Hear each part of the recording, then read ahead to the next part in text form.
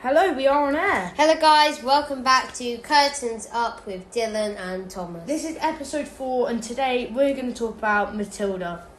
And we're going to talk about loads of different things, some cool facts, and how chaperones look after their children backstage and on stage. How kids work differently to adults, how the kids know when to go on stage, what they eat before they go on stage, and how they begin getting ready and when they begin getting ready. So, let's get into it. Alright, so let's get right in there with a fun fact. That the set in Matilda, really, really big. It genuinely is. So Matilda's whole entire bedroom is just set. Yeah. And it's mad because the only bit that's the stage is like the floor. So it's mad that they've got the whole entire set. So yeah. That's crazy. Another cool fact is won like so many awards. Yeah, loads. Absolutely loads of awards. I mean, why am I not surprised though? Because it's such a great show. Yeah, it is. And yeah, so let's get into some really interesting things to talk about Matilda. So, because of Matilda, obviously there's child actors, and children work very differently to adults in the theatre. Adults are more free in a way. You get what I mean? Yeah. Because children are quite restricted to certain areas, where to go, how to go. The adults are kind of more free than children, but there is some pros to being a child in acting, isn't there? So, do you want to say one? Well, the pros of being a kid is you get taken around by the chaperone and you can just ask any question you want. Yeah. Like, they, tell you where to go and, what costume you've got next. They also will take you out for nice meals, like Pizza Express, Wagamama's. Nando's. Yeah.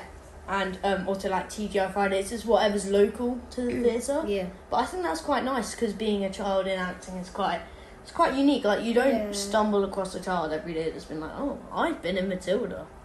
I think it's pretty mad. But then also coming to think about the chaperones, how much work they do for us. Yeah, they do. They have to be everywhere. Yeah. You've seen them at the Key Theatre because one year we did Matilda as a Easter school, which is at KYT, we do an Easter school every year. Yeah. And it's basically kind of professional production, and you work in a professional environment and you get to show it to everyone, but there's loads of child actors there, and I mean, it's great. It's great fun. Yeah. So we did it one year. I can't remember, it was 2019, I think? No, because 2021 sometime, because this was my first. Yeah. So 2021, something like that. The year doesn't really matter. No. My mum was a chaperone and she was everywhere. Yeah. She was everywhere. And also, I feel like sometimes you think, oh wow, that girl playing Matilda is really good, but sometimes she's acting a 5-year-old, but she's actually 14. Yeah. The person that was playing it, I think she was 13 maybe. 13 at the time. Yeah, or something like that. And oh my, she was incredible. Yeah. Playing whatever age Matilda was, 5, probably 6, 5. Yeah, she was amazing. She was really good at it. And also stuff in kind of changing the musical a little bit here, but Frozen got young Anna and young Elsa, and it really it helps tell the story. Yeah. And Matilda is obviously key part is Matilda. Mm-hmm. Matilda is Matilda. Yeah. So that's what chaperones do, but how do you think kids work a bit differently to adults? Do you think they would be able to kind of warm themselves up, or do you think they would have to do it as a group? So I think kids, they'd do it as a group because it's more different to adults, because adults have probably had more training than the kids, so they actually the adults know how to warm up properly. Yeah. The kids, they're only at a young age, so they probably would get helped in the warm up. Yeah, I think for children and for adults it's really different warm up wise, as we said in episode 2, because I think in adults they can kind of guide themselves on a warm up, but for children sometimes we need someone to guide the warm up for us, because we think we've warmed up properly, but as a child, for me and maybe for you, I only do the bits that I like. Yeah. And I can't do that. Understood. You can't do that, but I do the bits that I like. Yeah. And that's because as kids you're you're attracted to what you want. Yeah. But then as adults, you get more understanding of like, actually, no, I do need to do this. Like, I know people that were on a show that I did with Joseph and the Amazing Technicolor Dreamcoat, and I know people that hated stretching, but they did it full out every time. And I mean, that run was incredible, but I think one of the most key things is that the adults, they really know what they're doing. Yeah, they do. Yeah, they also really experience. Yeah. So when you do stuff like Easter schools, like, there's obviously people there to help you with warm-up, but then also being one of the older ones, kind of now, because I'm in year 8. Wow, I'm in year 8. But being one of the older ones is kind of an insight of what it's like in a professional production, being one of the older ones, kind of guiding people in a way, if you get what I mean. Yeah, because I remember when I did Matilda at KYT again, the older ones, it was really nice because they helped me. I was like 7 at the time, and it was nice because like when you're older, you can help the younger ones. It's really nice, and yeah, when you're younger, you can meet new people when they're like helping you out, and like it's just really good. I feel like I'm kind of giving back to what they did for me when I was younger. Yeah. If you get what I mean.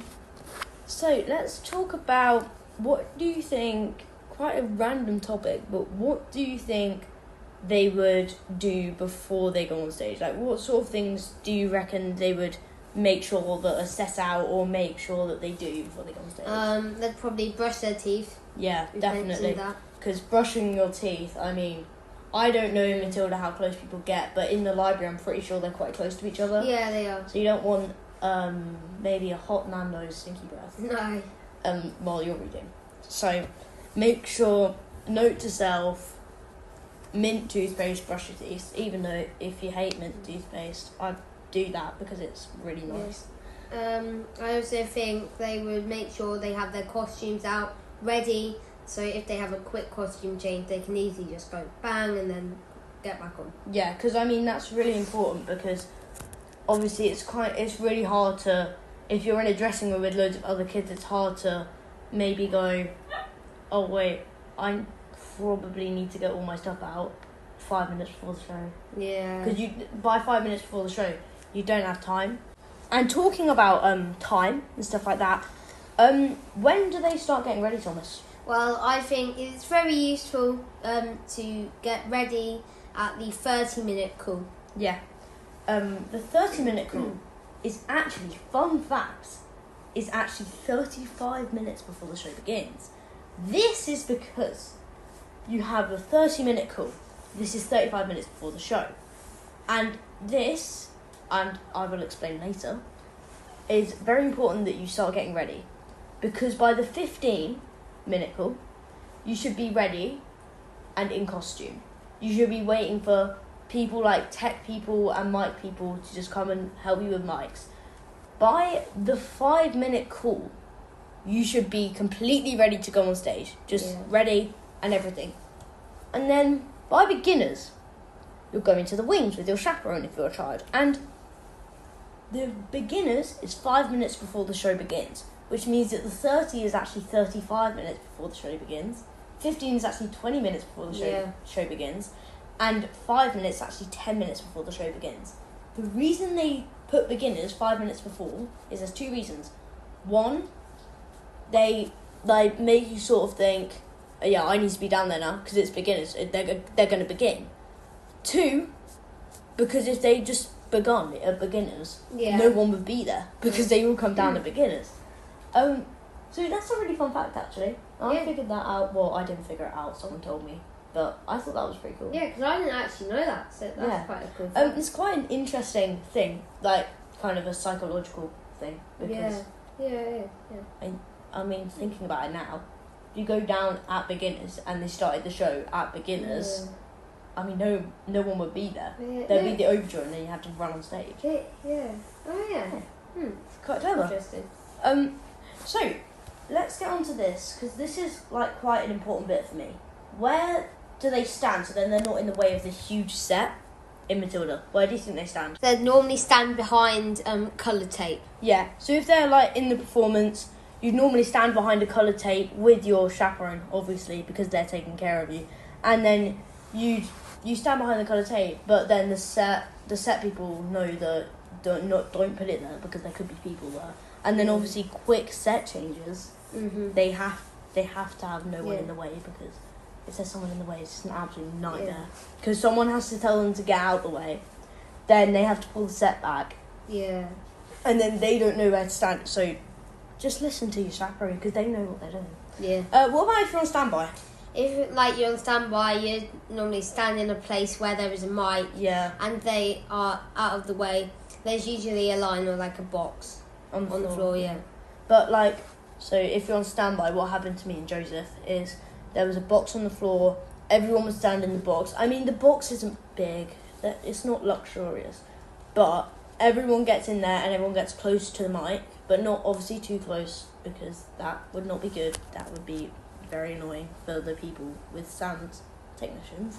Yeah. So not too close to the mic, but close to the mic. You can also, usually, fun fact, if you didn't know, next time you go see a performance, if there's a orchestra, or an orchestra, actually, grammar, if there's an orchestra, usually on the dress circle, which is the circle above the stalls, where the people sit that are at the bottom that aren't any higher up, there's usually a television screen that has the conductor conducting on it. And it's really cool, because when you go into a theatre and you're like below the dress circle, or you're near the edge of the dress circle, if you just look a little bit over, you'll be able to see the conductor conducting the orchestra. When I did Nativity at the Crescent, I remember they told me that there was like a little screen up there, and I looked and like you could see Adam, the orchestra person, doing the thing and like telling you when to do the cues, kind of like mouthing the words as well. And in Joseph, it was quite funny, because I'm pretty sure the conductor on like some of the last shows that he did, he learnt the colours and he started saying the colours. It's quite funny, but I think it's quite important to know everything when you're in a theatre. Not like I'm a know-it-all, but know where everything that you need is. Props. You need your props. Put them somewhere that you know where they are, and make sure they're there. If you're in the interval, go check that your props are there. Go and ask your chaperone to check that your props are there, because you will need the props at some point in the show.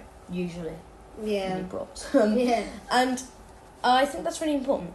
So, how do you think that the adults look after the children backstage, as well as the chaperones? Well, like I said earlier, they can help you go onto stage. They can kind of like tell you where to go. Like if you have like parents in Matilda, because it's obviously there's children, they have parents. Yeah. It's kind of a given thing, and if you have parents, usually your parents are the ones that take you on stage. Your chaperones kind of hand you over to your parents, but on stage parents. But it's weird having an on-stage family. Yeah. I don't like it. It's weird, because then you know that your family's watching you, and then you've got an on-stage family, and you've got to pretend they're your family. Yeah. I mean, it's fun, but it's a little bit creepy. Yeah. But when I was doing a show with the Royal Ballet called Don Quixote, and my mother, she wasn't my on-stage mother, but I mean, she was kind of my mother, but she was kind of looking after me on stage. And basically, she was the best. I will never forget her, because she was the best on-stage mum I've ever had, and I've had a few on-stage mums, and I think she's the best one I've ever had. Yeah. So, I think that's about all we have time for today. Yeah. Thank you all very much for listening to Curtains Up with Dylan and Thomas. Oh, wait, one more thing. Also, a shout out to Charlie Haynes from my school, who made the profile, the beautiful profile. It is amazing. So well done. You did amazing with that profile. Yeah, and thank you so much. Yeah. So, this is Curtains Down with Dylan and Thomas.